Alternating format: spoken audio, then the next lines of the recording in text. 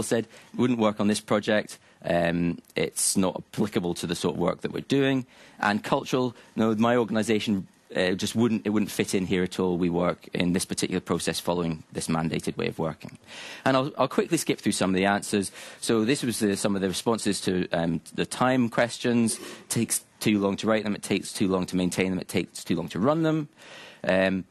This is the benefits one, which I think is really quite critical. There's no scientific proof. It's not practical. I don't know that it delivers anything. So at the bottom there's a link through to the slide deck that actually that I prepared after running this survey.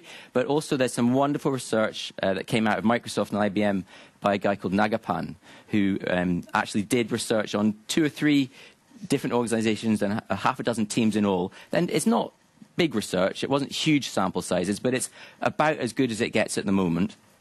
And he was demonstrating that there's between 10% and 90% decrease in total cost of development and increase in return on investment over the lifetime of the product, as in not right up while you're developing it, but while you're maintaining it as well. And that's an important observation. So that if you're going to write tests, it's going to take time. If you're going to maintain tests, it's going to take time. But the payback is over the lifetime of the product, not straight up front. It's not free, but the investment does pay back.